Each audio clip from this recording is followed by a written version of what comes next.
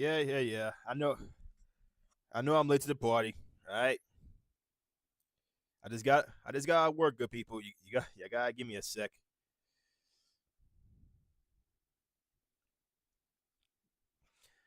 All right, so let's go ahead and get into this Xbox Developer Direct. All right.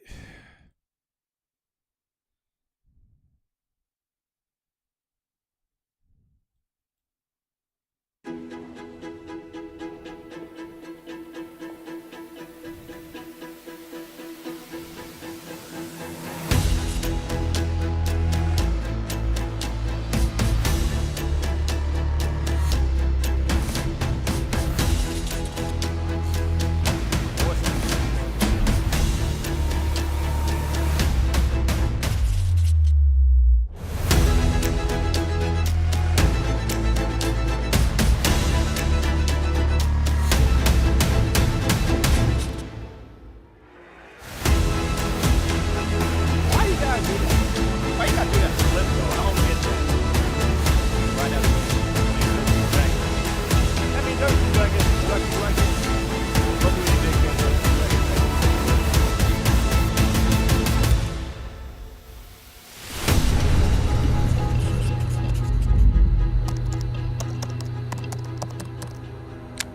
So, it's the Developer Direct that's this year. That was shown earlier. Then there's the Xbox Showcase that's coming out later this year. So right now we're going to Obsidian. I'm guessing this is going to be Avowed.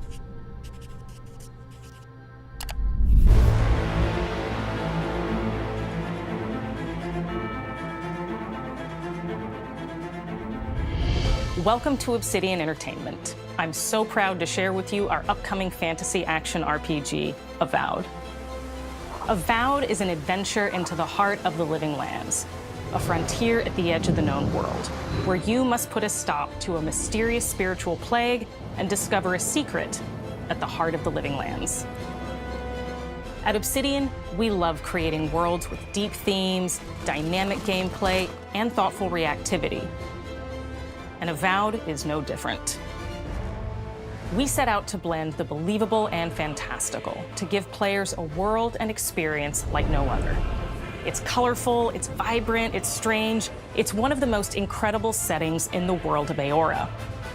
There's going to be a lot of great secrets to discover, one of which has a really personal connection to you as the player character, and you're going to have a great time getting to know those secrets and leaving your mark on the world.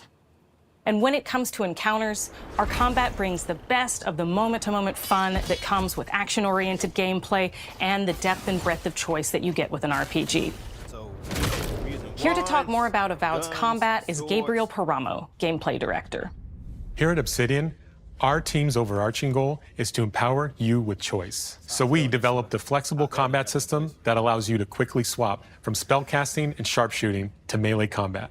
We want to give you the freedom to mix and match your loadout to fit the way you want to play from moment to moment, uninterrupted. For all battles, you can combine a variety of weapons, attacks, and abilities for tactical advantages against a wide range of enemy types. It's not just hacking and slashing.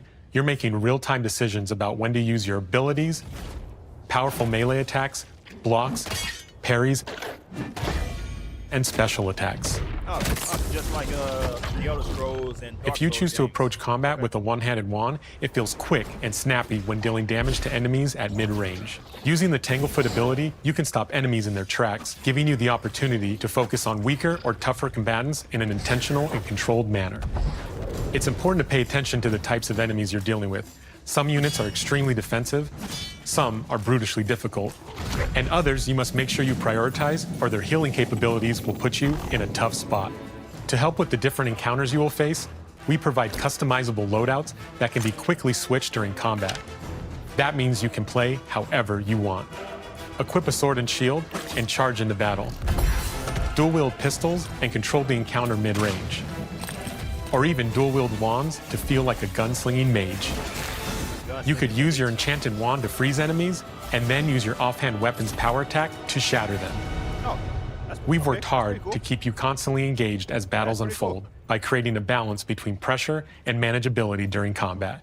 Players will have ample choices for how to build and progress their envoy in the world of the Living Lands as they get to know the game and the story and explore the many diverse regions. Some quests in Avowed will have you make difficult decisions with profound consequences, like this side quest you may encounter in Shatterscarp, the third region you'll explore on your journey through the Living Lands. As you're exploring, you come across the bodies of these fallen soldiers, and as you explore the remains of the battle, it's up to you to determine who, if anyone, is at fault. Just the four of us. Manu, Kiri, Naoki, and me. Training under Captain Ruiki, trying to keep Thirdborn safe. In other words, you're a gang of vigilantes. Not that I'm one to judge. Here. Take my badge. Take everyone's. Our families deserve to know we fought and died for them. Making the right choice isn't always what it seems. We embrace moral nuance and gray areas, trusting players to make tough decisions in complicated situations. My squad and I rested in the cave by the water last night, and as we were sleeping, we were ambushed by those miserable Zorips. I was so surprised, and it was so dark. I just got separated from everyone else. Look, I can't face those monsters alone, but I have to know if anyone else made it out. Of course he did. Sergeant Asui never has a thought he won't say out loud. So what did he tell you? That Captain Ruiki was sick? That I was paranoid?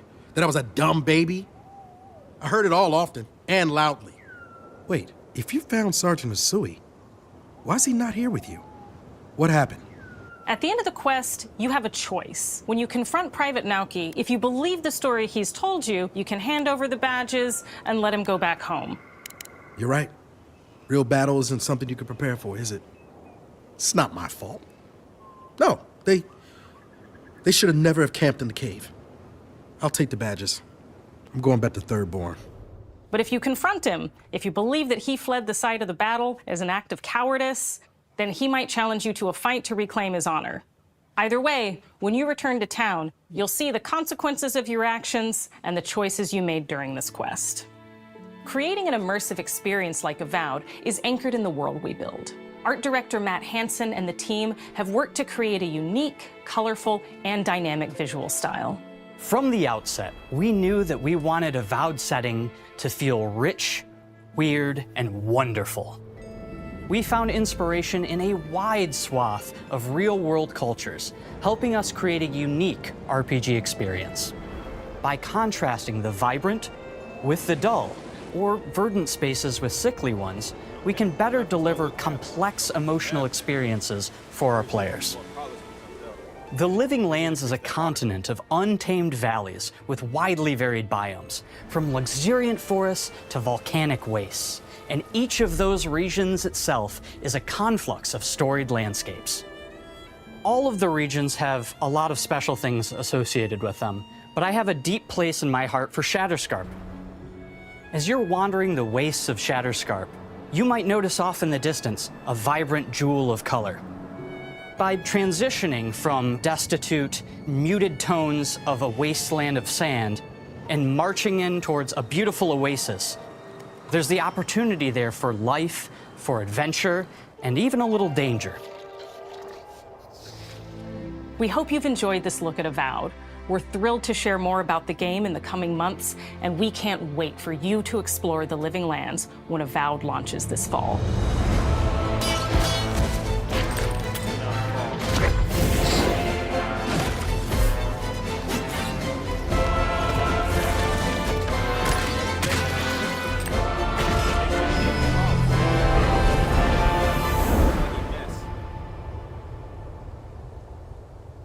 Okay, this is a nice cover art. I like this. Xbox Series X/SPC Game Pass, Fall 2024. Huh. Wait a second. I thought a lot of these games was gonna come to PS5.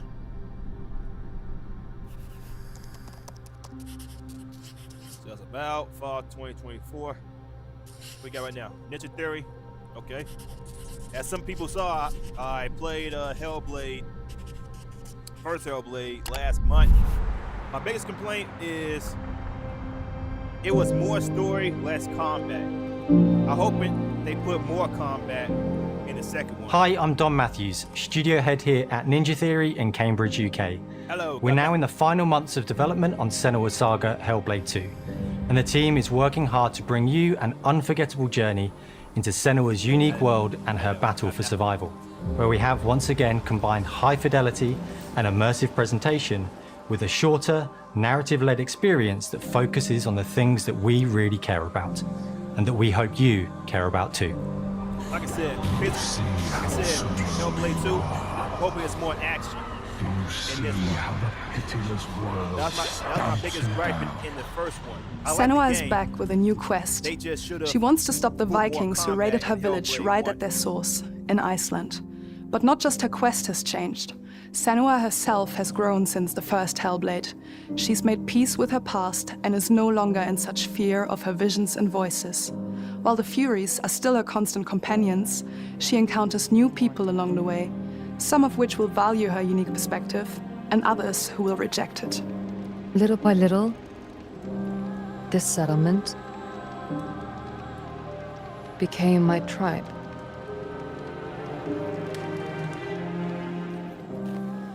In the game, Senua arrives in 10th century Iceland on the trail of the Vikings who have been enslaving her people. In the story, we're trying to be as faithful to history as we can up to a point, establishing a solid framework and then building more surreal elements on top. Senua will face up to giants who have plunged the land into chaos, and which in turn has seen the rise of the Droiga, a violent threat that has swept through the settlements that she'll discover. Senua will make new enemies and also new allies who will come to see her unique perspective as a beacon of hope. And she'll discover along with us how this viewpoint can have its advantages. Slice, slice, kick. Slice, slice, kick.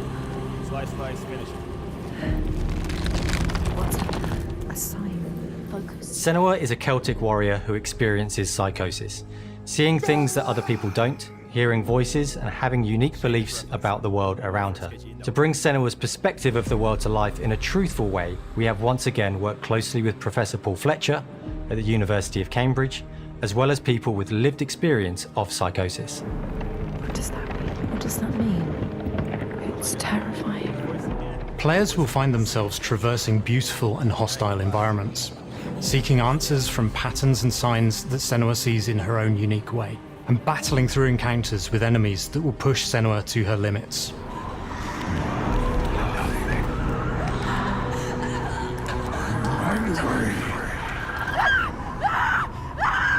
On Saga, we've taken everything to the next level. With a new motion capture space, a bigger stage team, a stunt crew, and a new cast. We spent a lot of time planning the motion capture shoots, thinking of what events would be good to bring into this fight. Like, how can we make this fight feel different from the previous fight?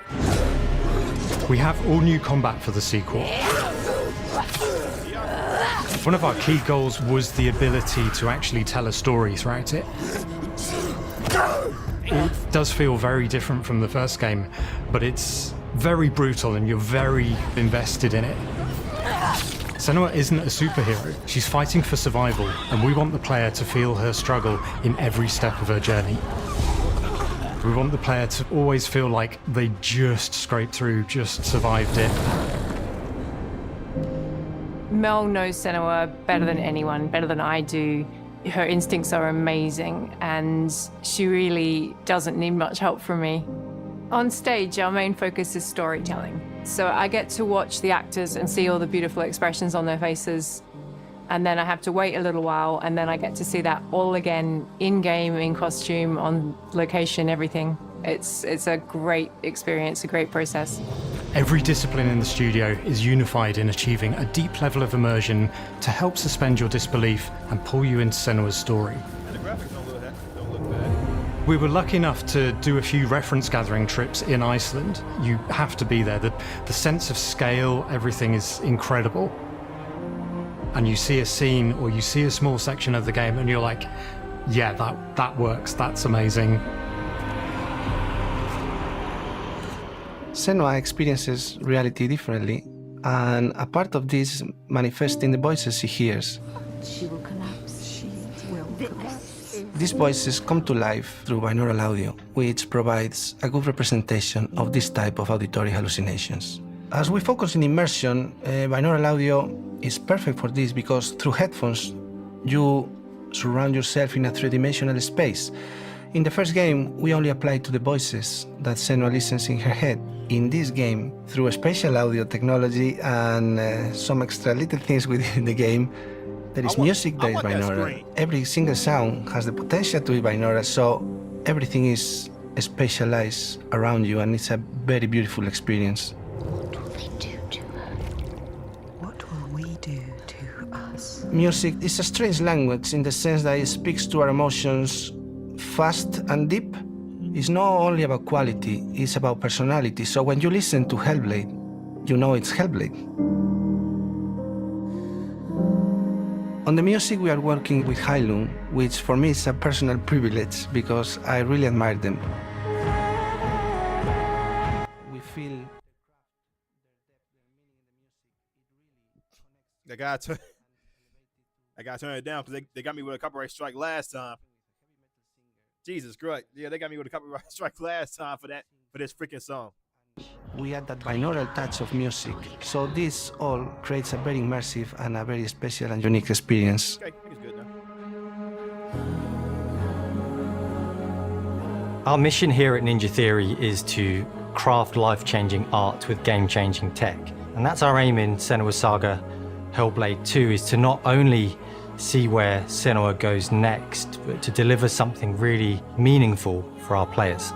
My hope is that they will really connect to Senua as a character, and even if they can't really relate to what she's going through, maybe they know someone that relates to that character and they can then understand that person better. Well, I don't want to sound cheesy, but in a way I'm Senua, right? She exists and doesn't. It exists through all of our work, through every ninja.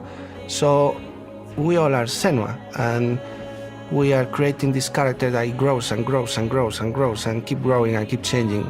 So that makes it real.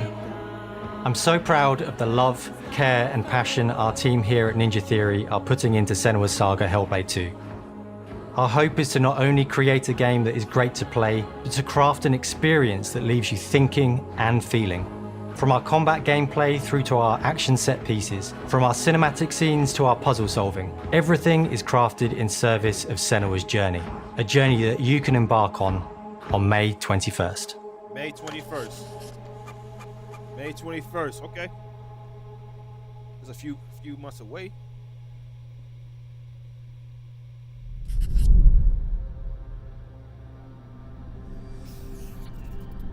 May 21st, 2024.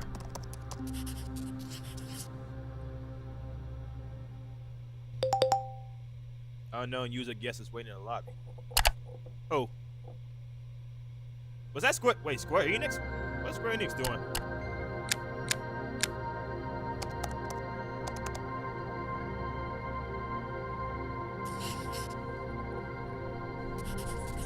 Yeah, okay, so I did hear that Phil Spencer has been in talks with Square Enix to bring a game to Xbox.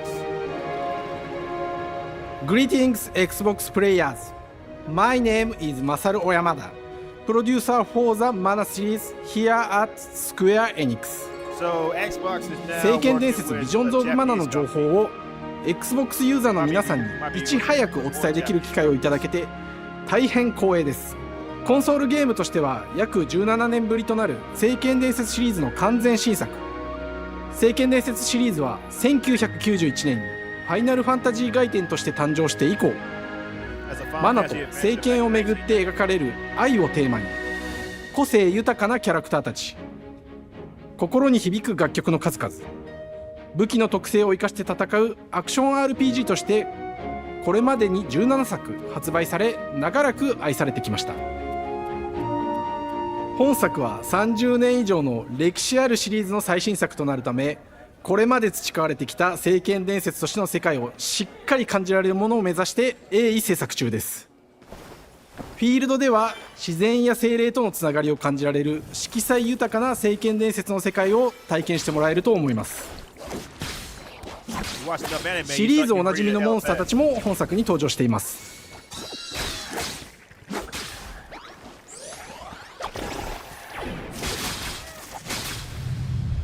今回これらのおなじみのモンスターたちを作り出した聖剣伝説の生みの親である石井浩一さんとともに聖剣伝説ビジョンズ・オブ・マナの内容を紹介していきたいと思います。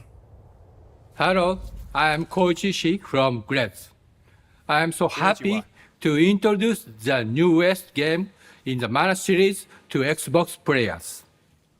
初期の頃からシリーズ作品に登場しているモンスターたちは私が考案したものですが、中には小学生の頃すでにイメージができていたものもあります。今作では初めはドット絵からスタートしたモンスターたちをどのような形で最新化して聖剣伝説ビジョンズ・オブ・マナに落とし込むか、デザインの方向性からモデルの完成イメージまでを監修する立場でプロジェクトに参加しました。聖剣伝説ファイナルファンタジー外伝を作っていた頃から自分の頭の中ではモンスターたちは立体的に生き生きと動いて、これまで自分が携わった作品ではそれらをどうやって当時の技術で表現できるかにこだわって作ってきました。最新作では聖剣伝説のモンスターたちのただ可愛いだけではなく恐ろしさの部分もしっかりと表現できているので、バトル中はモンスターたちの表情にも注目してください。これまで聖剣伝説シリーズには空を旅する海を渡る手助けをしてくれる頼もしい仲間たちがいましたが、今作には広大なフィールド探検に欠かせない新たな仲間が登場します。陸上を猛スピードで駆け回ってくれるピックルも石井さんが新たに考案してくださっています。新たな仲間を考えるにあたっては今作のマスコットキャラクターになるくらい可愛い動物にしたいという漠然とした思いがありました。その上でヨークシャテリアの毛並み、見た目はアルマジルによく似た仙山港や古代エジプト神のアヌビスの子供といった具体的なイメージが浮かんできて、それぞれの特徴を取り入れながらラフデザインを書き起こしました。デザイナーにもアイデアを出してもらいながら足の長さや丸まった時のイメージなどゲームの中での見え方も考えながら調整を重ねていき、ピックルは誕生しました。もう一つの挑戦は楽曲面です。過去さまざまなコンポーザーが携わられた楽曲の雰囲気が感じられつつも、最新作として素晴らしい新たな楽曲が生まれました。 BGM でもしっかり聖剣伝説シリーズらしさを感じてもらえると思います。過去シリーズの楽曲を手掛けたクリエイターたちが全100曲という大ボリュームの制作に挑んでくれました。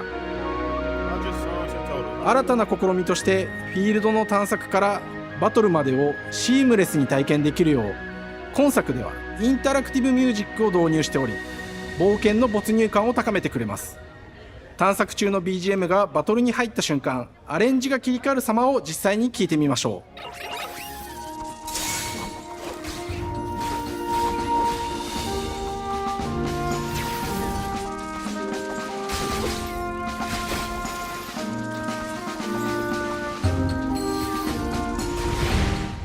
今作はアクション RPG 聖剣伝説のアクション部分が強化されています。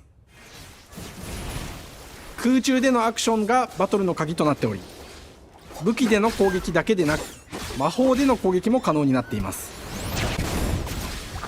そして本作ならではの特徴として聖剣伝説シリーズではおなじみの精霊たちがいますが、その力を宿した武器を使うとバトルを手助けしてくれるようになります。精霊によっては様々な特性の違いがありますので、その効果とともに聖剣伝説の世界らしい不思議な力で爽快なバトルを楽しんでいただけます。オリジナルモンスターやピックルにも注目してほしいのですが、聖剣伝説ビジョンズ・オブ・マナは聖剣伝説らしさを感じてもらえる作品になるよう小山田君を中心にチームのみんなが頑張って作ってくれていますので、ぜひ発売日を楽しみに待っていてください。私自身もプレイするのを楽しみにしています。聖剣伝説シリーズとして初めて Xbox ユーザーの皆さんにお届けする本作聖剣伝説ビジョンズ・オブ・マナは今後も様々な情報をお届けしていきますので、ぜひご期待ください。この夏この忘れられない冒険を Xbox ユーザーの皆さんに楽しんでいただける日が今から待ちきれません。 This summer. Available on Xbox Series X, SPC. Okay, yeah, so it's a good thing that Xbox is working with some Japanese developers now to expand their ecosystem, because they kind of been slacking on that for a long time. And Phil Spencer, last year, he did come out the Square Enix showcase, I think it was, where he was talking to some people over there at Square Enix. So this is good.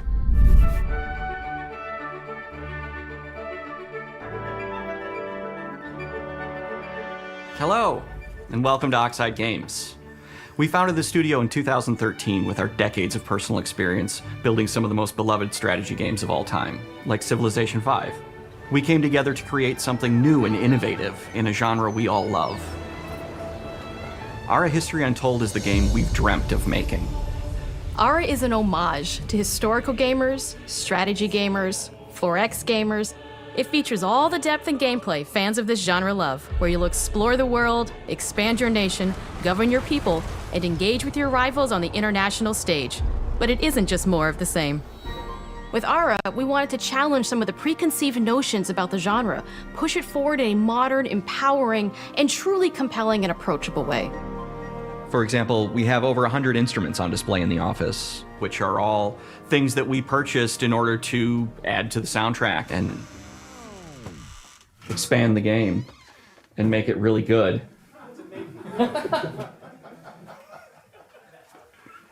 Hi, Dan. That's Dan. We started in his basement. It's been an amazing process to see from concept to completion.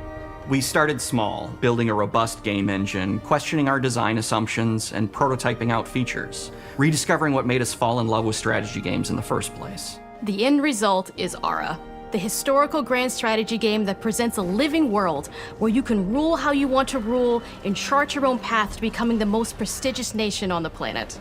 For Ara, we knew we needed deep systems with outcomes that encourage exploration and give players the power to experiment and make meaningful strategic choices while still having agency over their playstyle. We also wanted to explore more in different parts of history and give players from around the world the chance to see the game reflect their unique perspective and not just ours. And finally, we knew that for players to feel the impact of their decisions, they would need to see their choices reflected in the game world itself, not just through numbers on a menu. One of the first differences you'll see when you dive into Ara is what we call the living world. It's a procedurally generated alternate Earth, bursting with life, an intuitive, authentic, and immersive space, a blank canvas for players to paint the society of their dreams. The living world isn't just a map. It reflects the choices players make over the course of the game. They can see everything from the settling of the wilderness to cultural influence on architecture over time to the thousands of citizens living their lives and reacting to the changes. We want players to feel like they're truly occupying the world, leading their people as they thrive and grow. Core to the vision of Ara is our philosophy of rule how you want to rule. And no feature better exemplifies this than the Prestige system. To win a game of Ara, players will compete with their rivals to build the most influential, impressive, and important nation the world has ever known. This is measured by Prestige, the player's score that proves their worth as a leader. The Prestige system gives players the chance to decide what kind of leader they want to be. Do they want to pursue great works of arts and culture? Military might? Scientific advancement? The choice is theirs. In Ara, there are no set victory conditions. Players get to decide what is most important to them and focus and prioritize on those goals while still being able to win the game. Personally, when I play Ara, I like to build triumphs. Triumphs are our collection of incredible monuments and architectural achievements from throughout human history. Like the Great Pyramid of Giza. They're hard to build, but worth it, giving huge prestige bonuses and game-changing abilities to the nation that constructs them.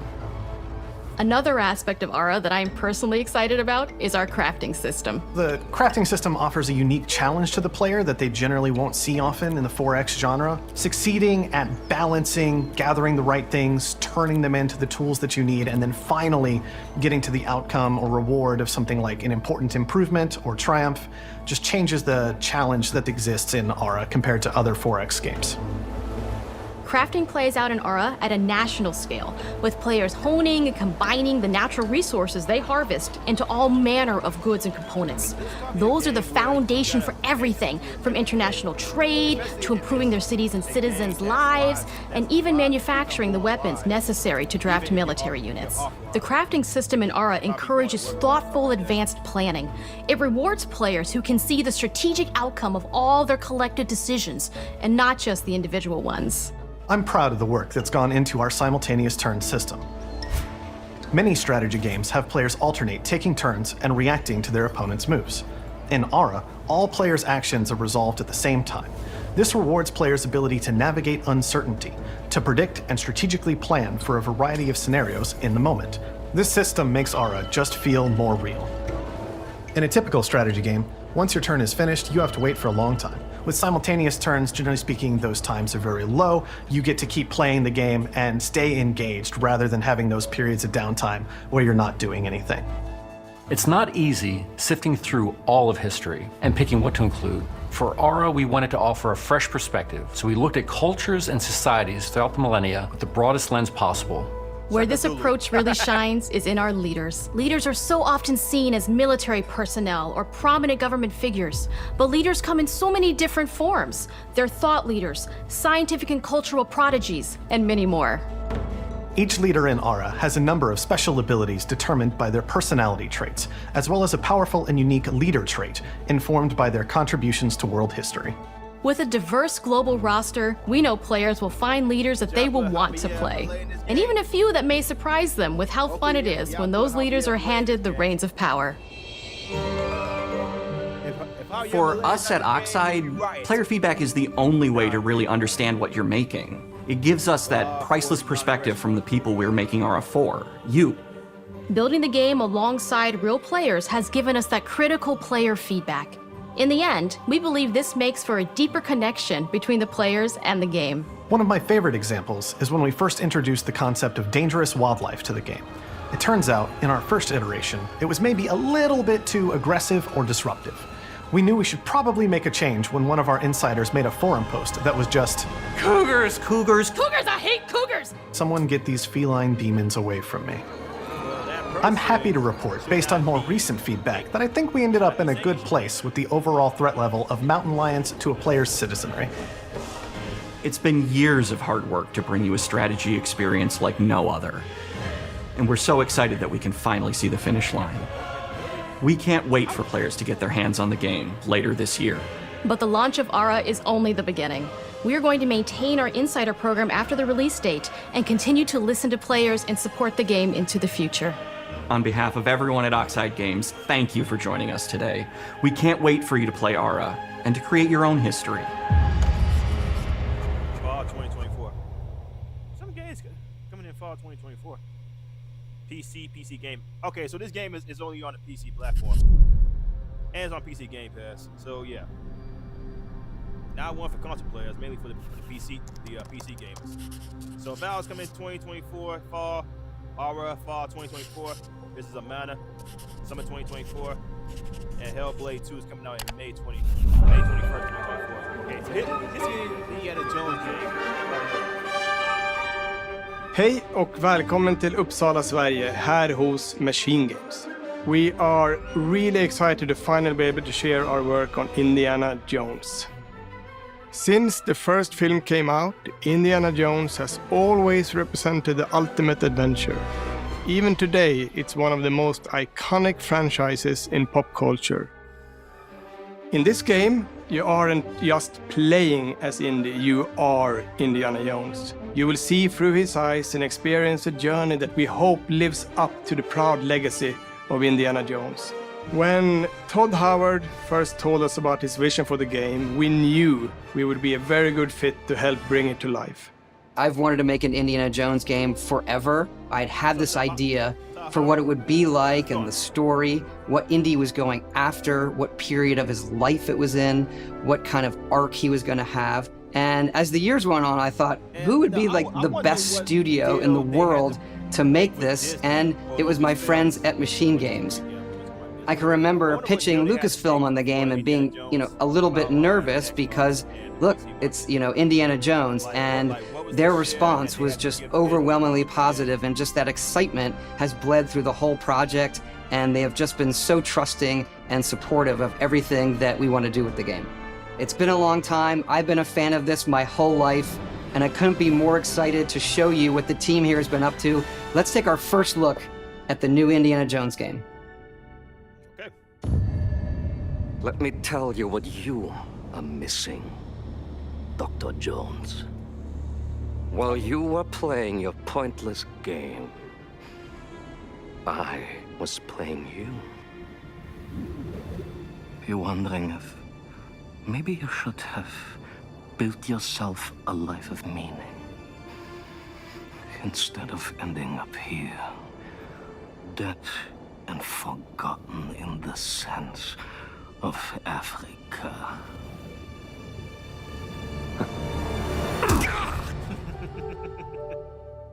Machine Games. Lucasfilm Games. Okay. Executive producer Todd Howard. Myths. History. Just different ways to interpret the past. Thousands of years of humanity's thoughts and beliefs, scattered and buried. Just waiting to be found. Can't just run away from your problems, Indiana. Watch me.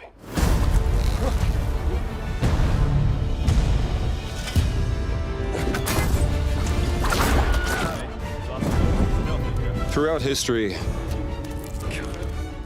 mankind has built sites of great spiritual significance. If you were to draw a line through these ancient sites around the globe, you get a perfectly aligned circle.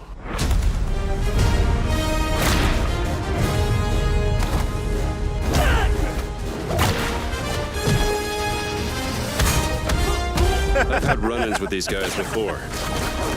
Trust me, it ain't a walk in the park. Okay, then. Let's see if you can keep up. What do you mean if I can keep up?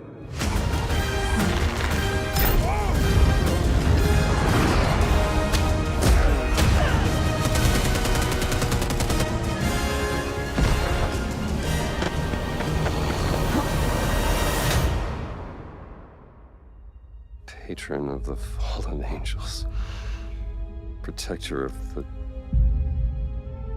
Chukulimani. The Great Circle.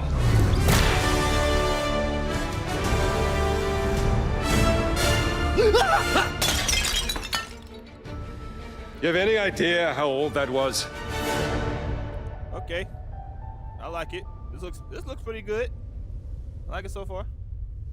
Indiana Jones is such an iconic character, and he means so much to so many people. Everyone here at the studio has their own indie stories and memories. Most of us grew up with his adventures and have been fans of the movies and the character for years. He's a brilliant archaeologist, he's a charismatic everyman, he's passionate and determined. And for us, he's synonymous with adventure. Now we have the opportunity to tell a new Indiana Jones story for a modern gaming audience. Our game is all about putting you in Indy's shoes, letting you see and feel what he sees and feels. For us at Machine Games, we do that best through first person. It's the ideal perspective to bring you into the rich, exciting and interactive world we've built. We believe that being up close and personal to the adventure is key, making each action feel like your own. Whether it's cracking your whip, solving puzzles in ancient temples, or seeing your knuckles go bloody in a fistfight, all of these moments are much more intense in first person. But we still want you to have those moments. Seeing his iconic silhouette with the hat and the whip, and so for things like cutscenes and environmental traversal, we pull the camera back for a third-person view. Okay, okay. This was the first person. Indiana Jones and the Great Circle is set between Raiders of the Lost Ark and The Last Crusade. When our game begins, Indiana is working at Marshall College. He wakes up in the middle of the night to the sounds of a break-in and rushes to confront the thief in the college museum. The mysterious giant of a man makes off with what seems to be a historically insignificant artifact, sparking Indiana's curiosity. Who the hell are you? Following the trail, Indiana heads to the Vatican, hoping to learn why this particular relic was stolen, and discovers that things aren't what they appear. He starts pulling at the strings of a mystery, and it all unravels until he has no choice but to see it through to the end, whatever the end may be.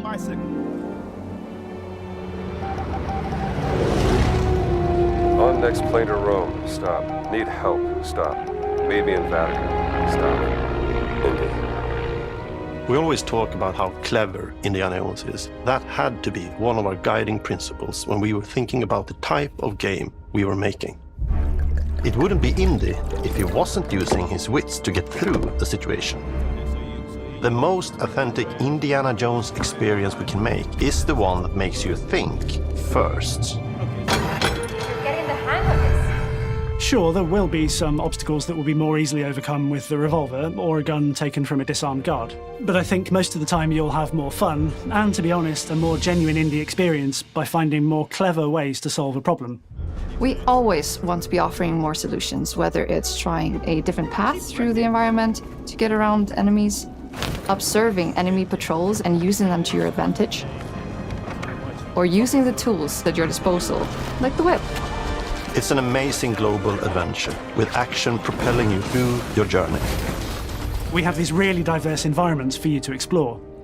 Indy's journey will take him to the forgotten temples of Sukhothai, the pyramids of Egypt, the snow-peaked Himalayas, and beyond. We look carefully at each location and the time period the game is set in, and we're trying to make it as authentic and accurate as possible. We love creating rich, vibrant worlds, and in this game, we also had the goal of making it feel like a true cinematic Indiana Jones adventure.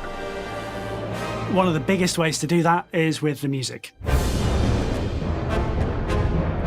John Williams is the original composer for the Indy films, and we're really lucky to have found Gordy Hub, a composer who's been able to capture Williams' essence with his score for The Great Circle.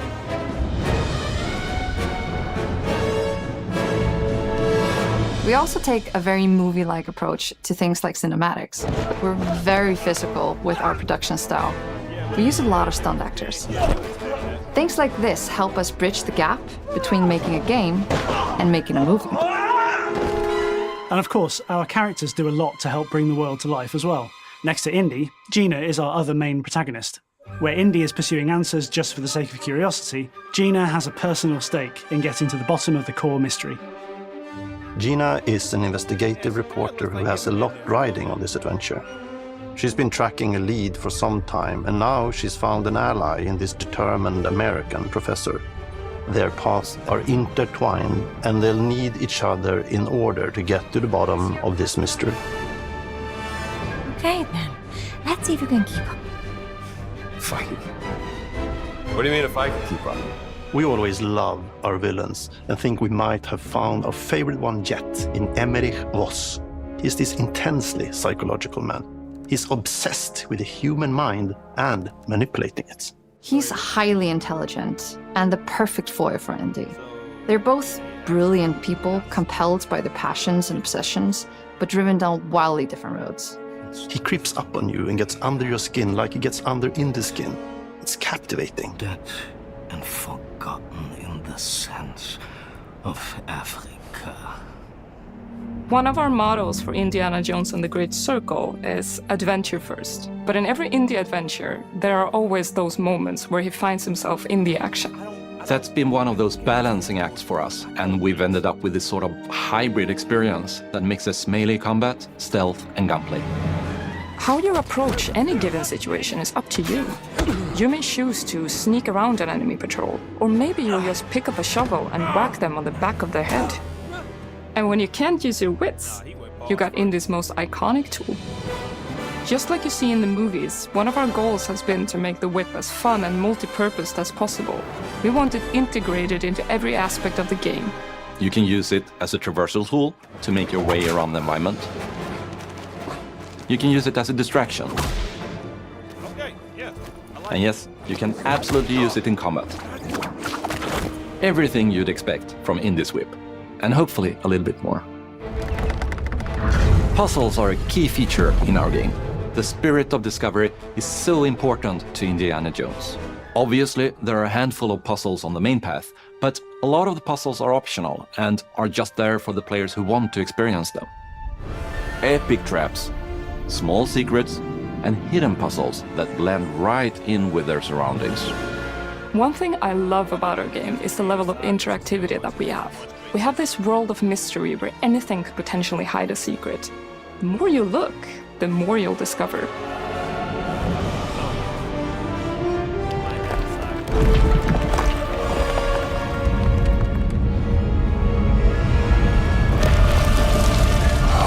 Gotta be kidding me.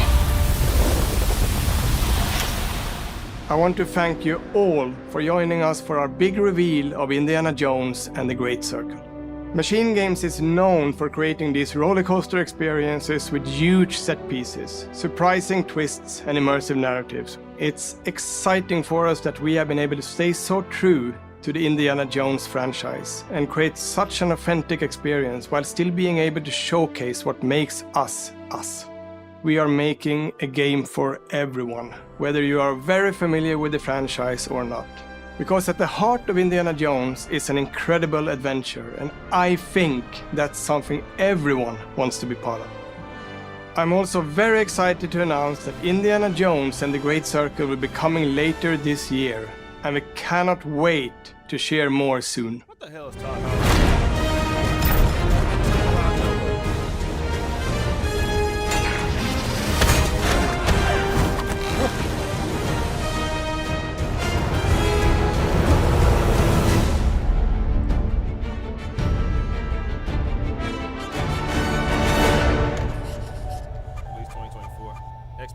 Xbox Series, PC, Game Pass. Hopefully y'all don't screw it up like Disney did.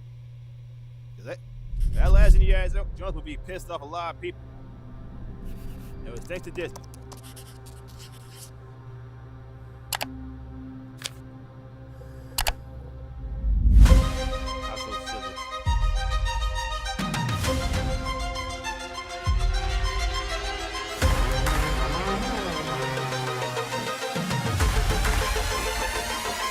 Should take one? Is it animals, children, and game developers?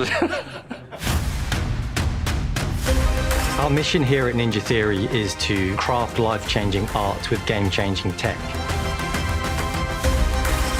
Core to the vision of Ara is our philosophy of rule how you want to rule. Stay happy! Creating an immersive experience like Avowed is anchored in the world we build. You aren't just playing as Indy, you are Indiana Jones. My name is Masaru Oyamada. 今作はアクション RPG 聖剣伝説のアクション部分が強化されています。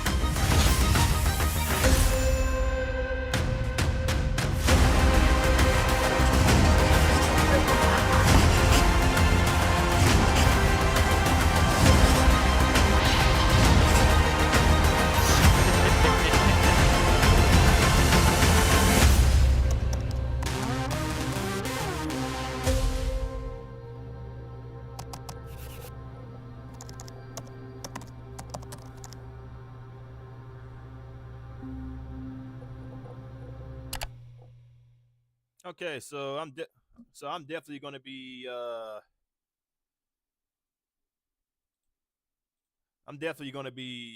playing Indiana Jones when it comes out.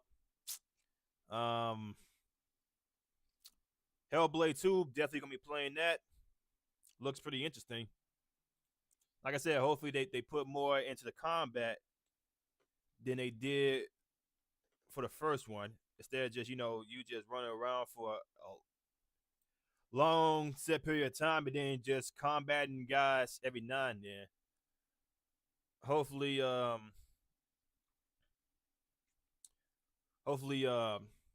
they do pretty well with that. For what I've seen,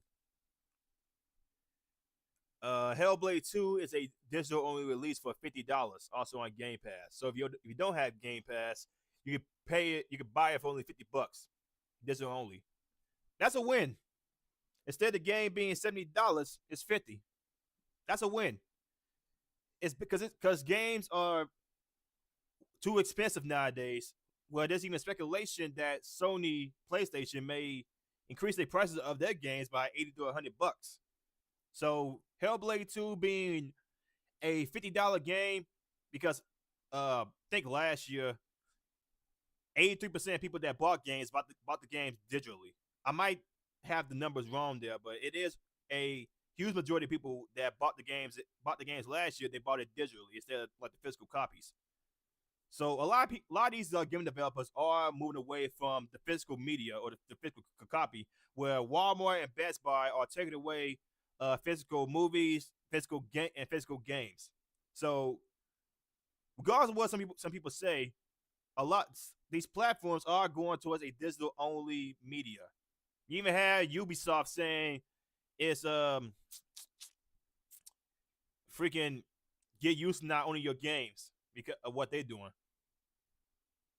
which is where pirating becoming, talking points like that is why pirating comes into the picture, But yeah, with Hellblade 2 being $50 coming out May 21st, 2024, that's a win. It's best because it's best to make games cheaper instead of making them more expensive. Because that's how you bring more people into your games. You make them cheaper instead of making them more expensive. Because it's all about competition, right?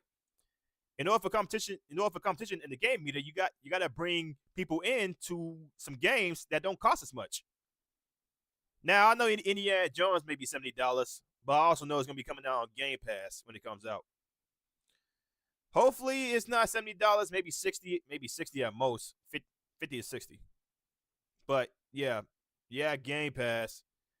It's gonna be, you don't have to pay a full $70. But like I said, hopefully the game is gonna be 50, just like Hellblade 2. But yeah, they are releasing a digital only release for Hellblade 2. Like I said, that's not bad because people have said games have gotten more expensive. And they hate the fact that it has gotten more expensive where people had to spend nearly $100 just to play a damn game. But like I said, good showcase. Hopefully they're doing the best out there for these development teams. They ain't got to rush the game out, Just take, it's best to have these companies take their time instead of just rushing games out. Because then that's how you get people pissed off at your platform. But like I said, pretty interesting showcase. I mean, yeah, pretty interesting developer direct. You see these developers, the inside looks of how they're trying to utilize the game. I like it so far. The developer direct showcase. With the 5 games it showed, Xbox working with Square Enix to bring more of their games to the Xbox platform. And that's a win. Because they have been slacking when it pertains to some of these Japanese developers, right? They've been slacking very hard. But that's all I got right here, man. I give it a 8 out of 10 because they did show the gameplay, and these games are coming out this year. First party games I'll talk about on top of that, except for that Square Enix game. But like I said, just let me know what y'all think about it in the comments below. How y'all feel about these games coming out on Xbox, PC, and Game Pass. Just let me know in the comment section down below. Like the stream, like, comment, subscribe, share the stream. I'll hit you up in the next one.